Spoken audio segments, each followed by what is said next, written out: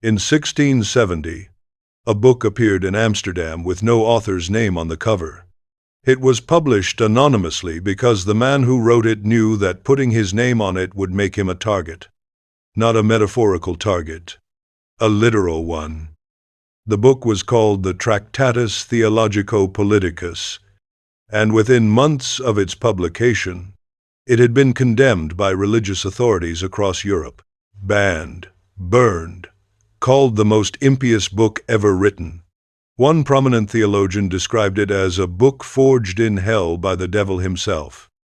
The man who wrote it was Baruch Spinoza, and what he had done in that book was something that no serious thinker had dared to do publicly before him. He had read the Bible the way you would read any other ancient text, with historical curiosity, with linguistic precision, with philosophical rigor, without the protective layer of reverence that had kept certain questions permanently off limits for 2,000 years. He simply asked, "What is this book? Who actually wrote it? When? Why? What did it mean to the people who first read it? And is what it actually says the same as what powerful institutions have been telling us it says?" These questions sound obvious today. They sound like the natural starting point for anyone engaging seriously with an ancient text. But in 1670, in the context of European religious culture, they were not obvious at all. They were dangerous. For over 1,000 years, the Bible had been understood not as a text to be read and analyzed, but as a sacred object to be venerated. The Church, both Catholic and Protestant in their different ways, had built entire civilizations on the claim that the Bible was the direct word of God, that its authority was absolute, that the appropriate human response to it was not analysis but submission. To ask who wrote the Bible was to question whether God wrote it. To ask why it was written was to question whether its purpose was what the Church said it was. To look for contradictions and inconsistencies was to suggest that a perfect God might have produced an imperfect document. These were not merely theological disagreements. They were challenges to the foundations of social order, the authority of kings, the legitimacy of courts, the hierarchy of human society. All of these rested partly on claims to divine sanction found in the biblical text. To undermine the text was to undermine everything built on it. Spinoza knew all of this, and he published anyway. The answers he found were more disturbing than anyone expected. Not because the Bible was worthless. Spinoza never concluded that. Not because religion itself was bankrupt. He never concluded that either.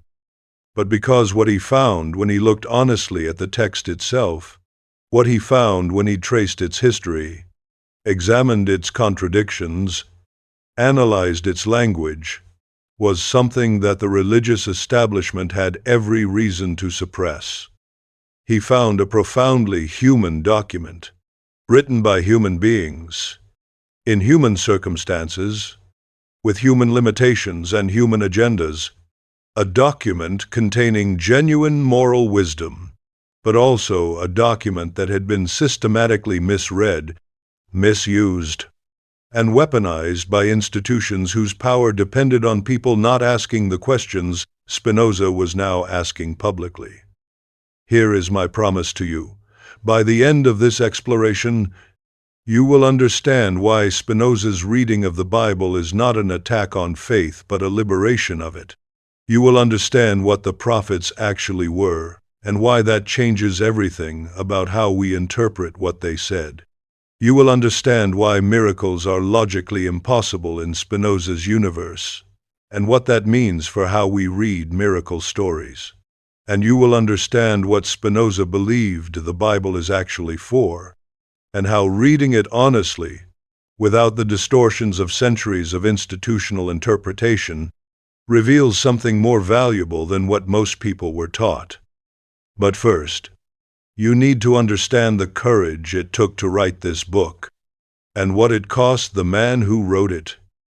Spinoza had already been excommunicated from his Jewish community in Amsterdam when he was 23 years old. He had already lost his family, his community, his social identity, everything that had defined him, because he could not stop asking questions that made powerful people uncomfortable. He had moved to a small room. He had taken up lens grinding to survive. He had begun writing what would become one of the most systematically rigorous philosophical systems in Western history. And he had done all of this in relative quiet, corresponding with a small circle of philosophers and scientists, keeping his most dangerous ideas out of print. But something changed in the 1660s. The political situation in the Dutch Republic became increasingly repressive. Religious orthodoxy was being used to consolidate political power. The freedom to think and to publish that had made Amsterdam a haven for radical ideas was being threatened from multiple directions. And Spinoza decided he could not stay quiet. He spent years writing the Tractatus in secret. He knew exactly what he was doing. He knew the book would be condemned. He published it anonymously but with a false publisher's address. He took every precaution he could. And then he released into the world an argument so thorough, so meticulously documented, so philosophically rigorous that it could not simply be dismissed as the rant of an ignorant heretic. It had to be engaged with, which is precisely why the religious establishment found it so dangerous. You can burn a heretic, but you cannot burn an argument that has already been copied and distributed across Europe by people who found it compelling. Within a year of publication, the Tractatus had spread throughout the intellectual networks of Europe. Translations were being made. Copies were being hidden. People were reading it in secret, the way people read dangerous books when powerful institutions want those books destroyed. And despite every effort to suppress it, it survived, because the questions it raised would not stay unanswered, because the evidence it presented would not stay buried, because the human hunger to understand the texts that had shaped civilization was stronger than any institution's desire to keep those texts wrapped in the protective armor of unquestionable authority. Now, let me show you what Spinoza actually found when he read the Bible honestly. Because the first thing he noticed was something that should have been obvious to anyone reading carefully, but that centuries of reverence had made invisible. Moses almost certainly did not write the books attributed to Moses. This sounds like a minor scholarly point. It is not. It is the thread that, when pulled, unravels the entire claim that the Bible is the literal word of God dictated to human scribes. Here is the problem that Spinoza identified with characteristic precision. The fifth book of Moses, Deuteronomy, contains a detailed account of the death and burial of Moses. It describes how Moses died, where he was buried, and includes the editorial comment that no prophet like Moses has arisen in Israel since. A man cannot write an account of his own death. A man cannot write that no one like him has arisen since he lived, because at the moment of writing, he would still be alive. This is not a subtle point. It is not a matter of interpretation. It is a logical impossibility. And once Spinoza noticed this, he started noticing everything else. The anachronisms. The places where the text refers to events and places using names that did not exist in the time of Moses. The contradictions between different accounts of the same events. The differences in writing style within books supposedly written by single authors. The historical references that only make sense if the text was written centuries after the events it describes. Consider the creation accounts alone. Genesis contains not one but two distinct accounts of creation, placed one after the other. In the first, human beings are created last. After plants and animals, both male and female simultaneously. In the second, Man is created first, then the animals, then woman from man's rib. The order of creation is different. The sequence is different. The characterization of God is different. Even the name used for God is different. A single author dictating a single divine account would not produce two contradictory versions of the same event placed side by side. But a compiler assembling materials from multiple ancient traditions might preserve both versions out of reverence for each, even when they cannot be reconciled. This is not destruction of the text. It is understanding it more honestly. What Spinoza concluded from this careful analysis was something that is now accepted by virtually every serious biblical scholar, but that was explosive beyond description in the 17th century. The books of the Bible were written by multiple authors over many centuries, edited and compiled by still other hands, shaped by the political and theological concerns of particular communities at particular historical moments. They are not the literal word of an eternal God dictated to human secretaries. They are the accumulated literary production of a people working out their understanding of God, morality, history, and meaning over the course of 1,000 years. This is what modern scholars call historical, critical, biblical scholarship. Spinoza essentially invented it 350 years ago. In a small room in Amsterdam, while grinding lenses. Now, I want to stop and ask you something directly. When you first encountered the idea that the Bible might not be literally true, what happened? Did it feel like a loss? Like something precious being taken away? Or did some part of you feel something like relief? Like a permission to finally think clearly about something you had been required to accept without question? Because here is what Spinoza found interesting about both of those reactions. Neither of them is actually about the Bible. They are both about the relationship you were taught to have with authority, with certainty, with the questions you were and were not permitted to ask. The person who feels loss when the literal interpretation is questioned is often not grieving the loss of a cosmological theory about six-day creation. They are grieving the loss of certainty itself. The loss of a world where the most important questions had answers that came pre-delivered and pre-authorized, where you did not have to carry the weight of genuine inquiry, where the discomfort of not knowing was always dissolved by the comfort of institutional reassurance. That is an understandable thing to grieve. Certainty is comfortable. The absence of questions is restful. And Spinoza does not mock people for preferring that comfort. He understands it. He even says explicitly that most people need the moral framework of religion, and that attacking religion carelessly produces more harm than good. But he also says, the comfort of false certainty is not the same as the peace of genuine understanding. And the peace of genuine understanding, hard-won as it is more stable, more lasting, more genuinely sustaining than any comfort built on foundations you have never honestly examined. Hold that thought, because we will return to it at the end. Now let us talk about the prophets. Because Spinoza's account of what the prophets actually were is one of the most startling things in the entire Tractatus. The traditional account is this. The prophets were special individuals chosen by God to receive divine revelation directly. God spoke to them. They listened. They transmitted what they heard. Their words are therefore not their words, but God's words, and as such carry absolute divine authority. Spinoza reads this account and asks a simple question. How do we actually know what happened when a prophet had a prophetic experience? The answer is that we have only the prophet's own account, and when you read those accounts carefully, without the assumption that they must be literally true because they are sacred, something very interesting emerges.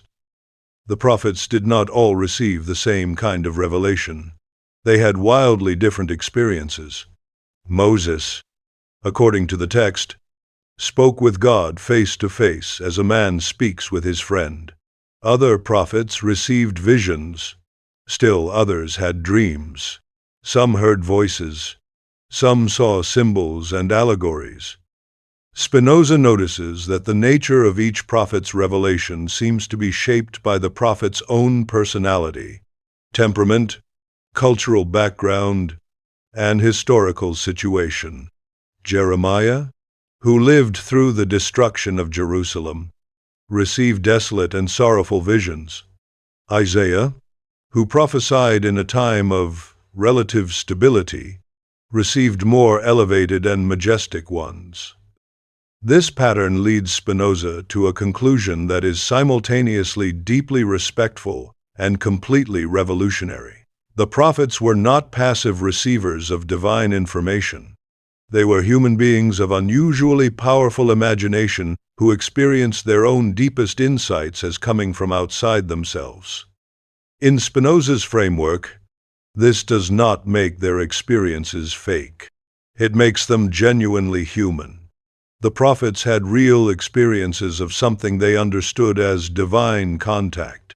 Those experiences produced real moral and spiritual insights that had genuine value. But those experiences were shaped by who the prophets were, what they knew, what they feared, what they hoped. They were not God's telephone.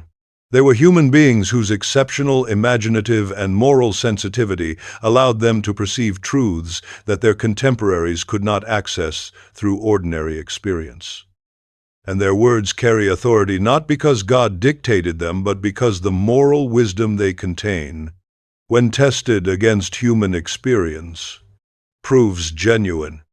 This is a more demanding form of authority than the simple appeal to divine dictation.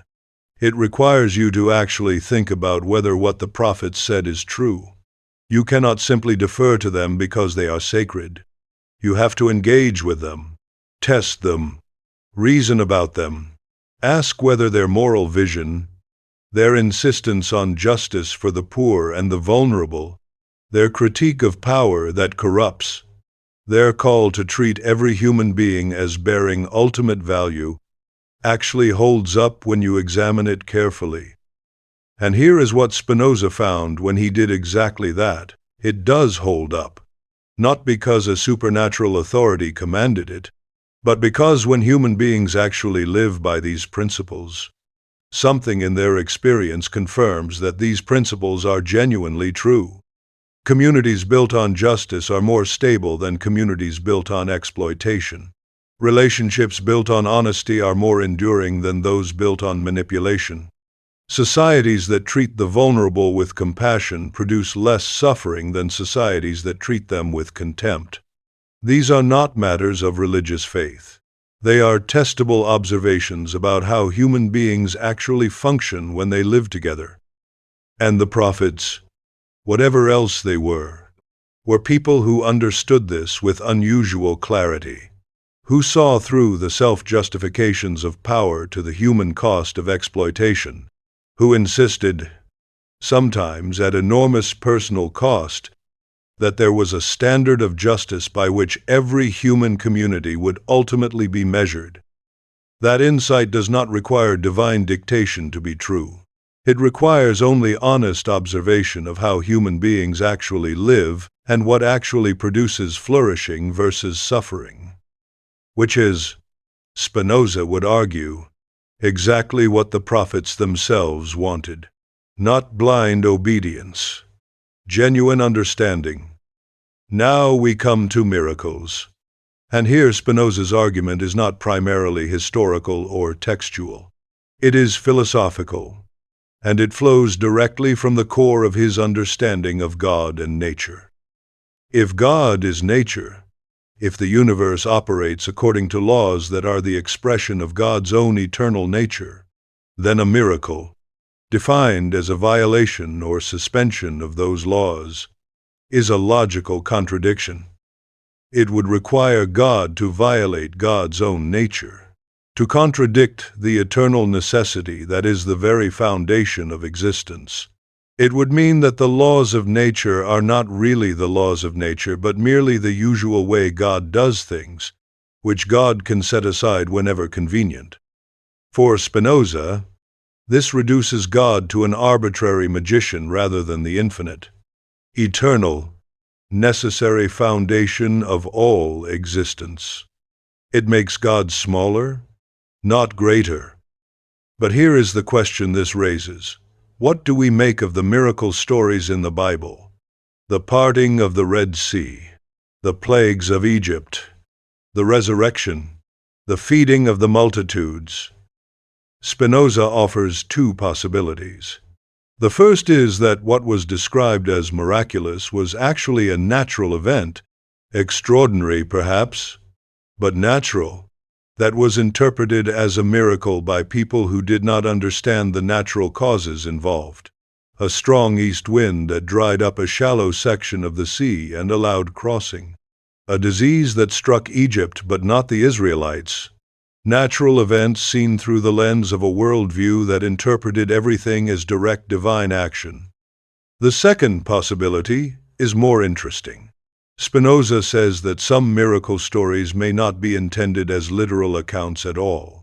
They may be what we would now call narrative theology, stories designed not to report historical events, but to convey theological truths in forms that an ancient audience could understand and remember. The question is not, did this literally happen? The question is, what truth is this story trying to convey? What does it teach about the relationship between human beings and the divine? What does it reveal about what human beings most deeply need to understand about how to live? Reading miracle stories this way does not diminish them. It opens them. Now I want you to think about something. Have you ever read a biblical text and felt that the literal interpretation created more problems than it solved? Have you ever sat in a religious context and wanted to ask a question that you sensed was not welcome? Have you ever felt that the institution was protecting the text from inquiry rather than inviting inquiry into the text? If so, you have already intuited what Spinoza spent his life articulating. And here comes the most explosive part of everything he discovered. Spinoza looked at the history of religious institutions and saw something that disturbed him profoundly. He saw that the claim to divine authority over a sacred text had been used, consistently and systematically, not to liberate human beings from ignorance and fear, but to keep them in it. Here is the mechanism as Spinoza describes it. Religious authorities claim exclusive right to interpret the sacred text. They declare that certain interpretations are orthodox and others are heresy. They use the threat of divine punishment, administered through themselves as intermediaries, to enforce compliance with their interpretations. And in doing so, they transform a document about moral freedom into an instrument of political control. The prophets preached justice for the poor. The institutions used the prophets' authority to justify the wealth of the priests. The text proclaimed the liberation of the oppressed. The institutions used the text to command obedience to established power. The message at the heart of the Bible was, love your neighbor as yourself.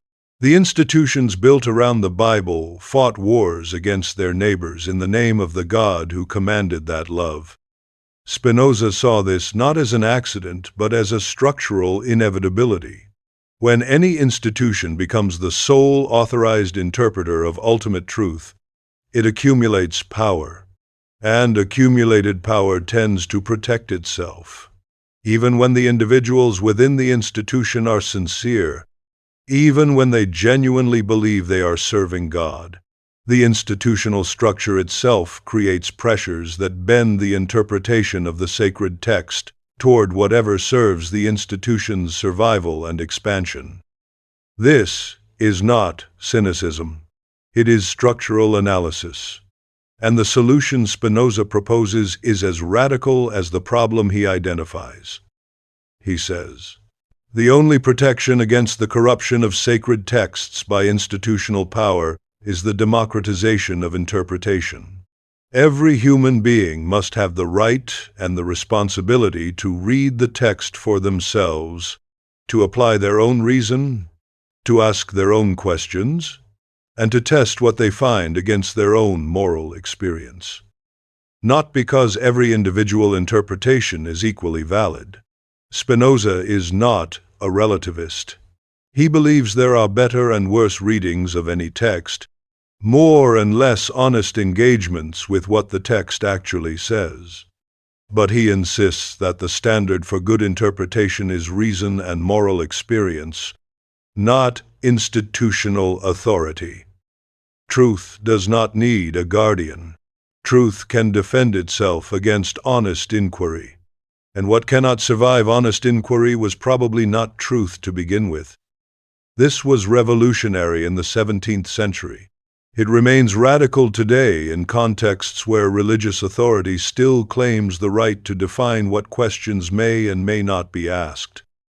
But now we come to the most important thing Spinoza says about the Bible, the thing that saves the entire enterprise from becoming simply an exercise in destruction.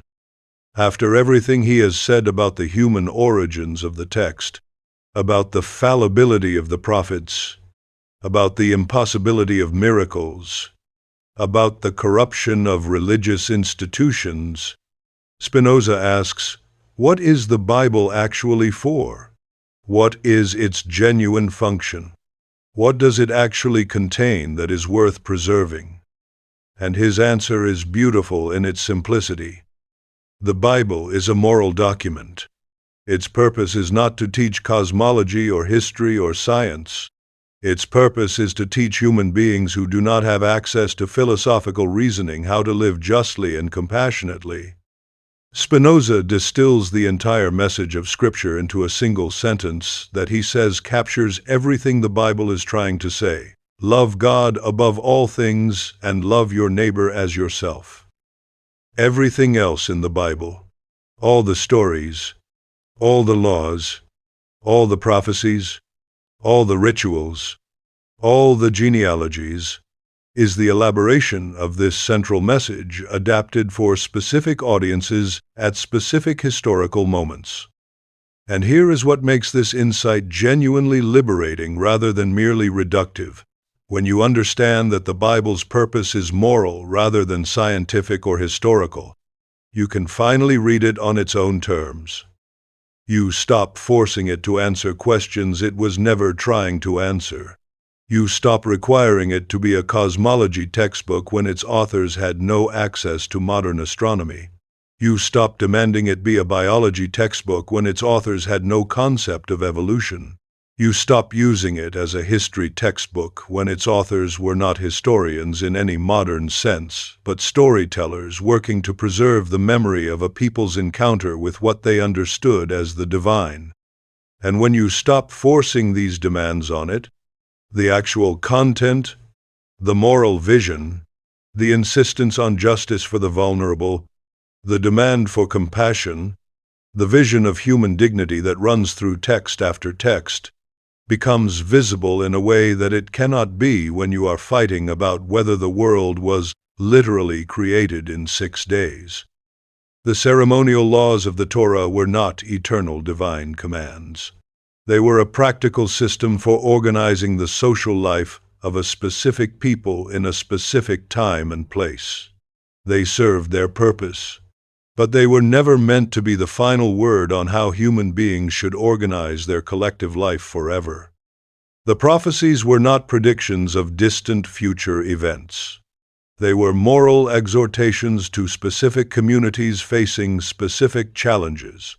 When Isaiah spoke of a coming age of justice and peace, he was not giving a news bulletin from the future. He was calling his contemporaries to create the conditions that make justice and peace possible, and that call remains relevant regardless of whether you understand it as divine dictation or human wisdom. The miracle stories were not reports of violations of natural law. They were dramatic narratives designed to make vivid and memorable the truth that the power operating through history is not arbitrary human power but something deeper, more just, more aligned with the fundamental nature of reality. When you read the Bible this way, something opens up. The stories stop being obstacles to belief that you have to somehow swallow despite their implausibility. They become invitations to reflect on what they are actually pointing toward. The apparent contradictions stop being problems to explain away. They become evidence of the living, evolving, genuinely human process by which a people worked out their deepest convictions over centuries. And the moral core, the insistence on justice for the poor, the demand for compassion, the vision of a world where every human being is treated as bearing something of ultimate value, that core does not become less powerful when you understand its human origins. It becomes more powerful, because it is no longer something commanded from outside by a supernatural authority you can only obey or disobey. It is something discovered from inside by human beings who, in their best moments, understood what it means to live well together. Spinoza believed that this understanding was available to anyone willing to think honestly, not just to philosophers, not just to the educated, to anyone who brought genuine moral seriousness to the question of how to live. This is why he dedicated his most dangerous book not to the academic community but to the general reader. He was not trying to destroy anyone's faith. He was trying to free it from the institutional structures that had made it smaller than it needed to be. And now I want to ask you the question that this entire exploration has been building toward. Is there a question about the Bible, about religion, about God, that you have carried for years but never felt permitted to ask out loud? A question that felt too dangerous, too disrespectful, too likely to cause conflict with people you love or communities you belong to? Maybe it is something as simple as, if God is all-powerful and all-good, why does an innocent child suffer? Maybe it is. How can a loving God command the genocide described in certain passages of the Old Testament? Maybe it is. Why do different people reading the same text arrive at completely opposite moral conclusions? Maybe it is. Is the God of the Old Testament actually the same being as the God of the New Testament, because they seem to behave very differently? Or maybe it is something more personal, something about your own relationship with the faith you were raised in, something about the gap between what the institution taught you and what your own moral experience has shown you to be true. Something about the questions you buried because the price of asking them felt too high. Write it in the comments. Not the sanitized version. The actual question. The one that has been sitting in you unanswered.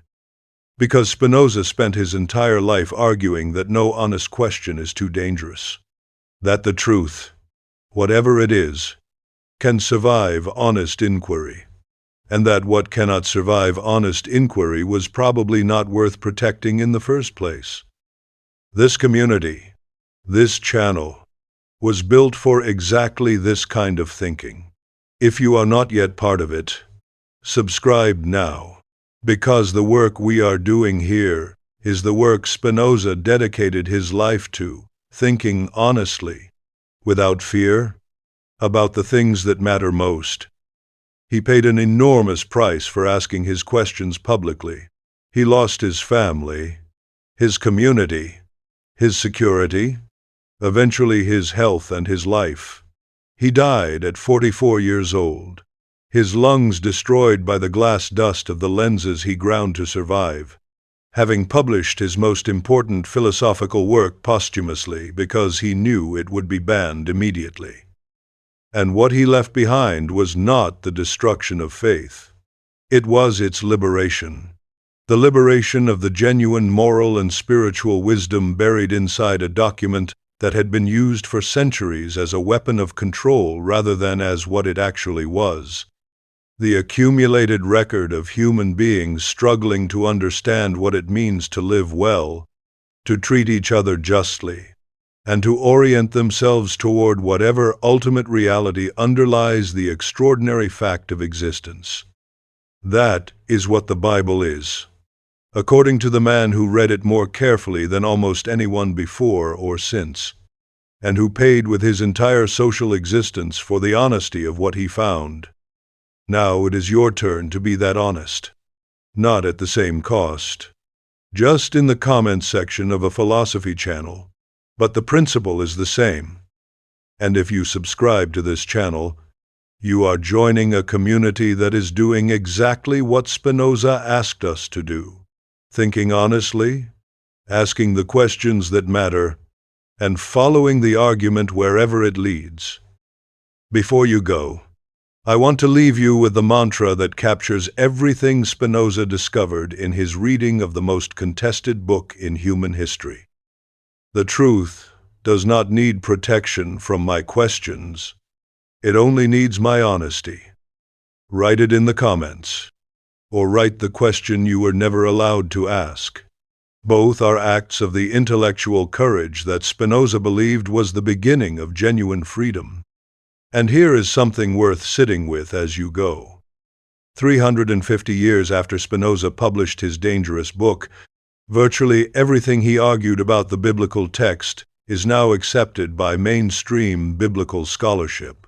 The multiple authorship of the Pentateuch, the historical conditioning of the prophets, the literary nature of many miracle accounts, the political dimensions of the biblical compilation process, all of it is now standard academic understanding.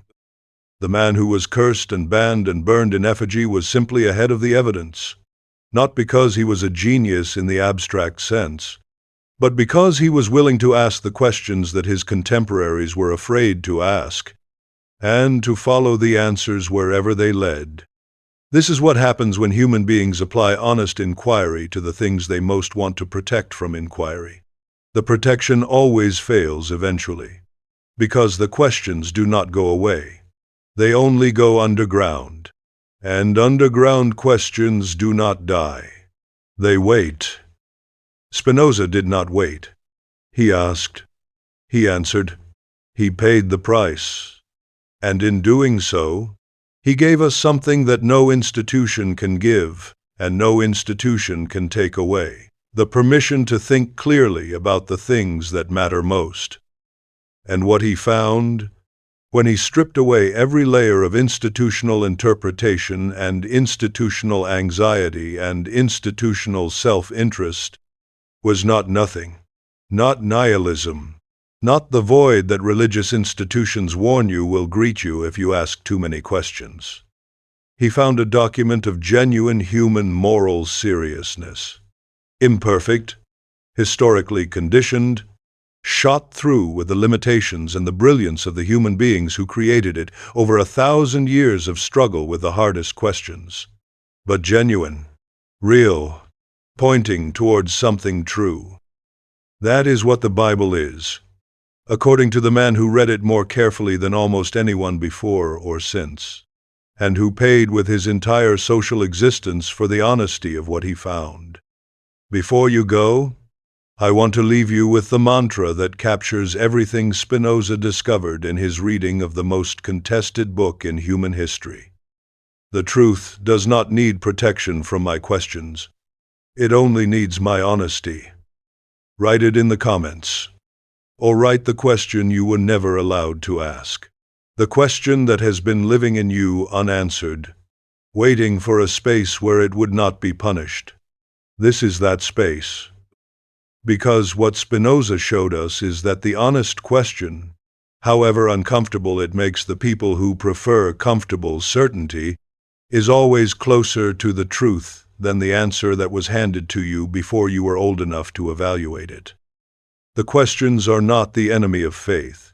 The questions are, if anything, the only path to the kind of faith that can actually survive contact with reality. The faith that has been tested by honest inquiry and found to hold something genuinely true at its center.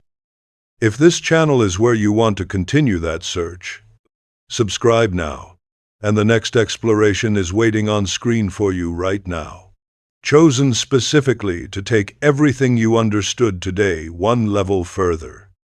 Spinoza did not ask us to agree with him. He asked us to think, honestly, without fear, about the things that matter most. Start now.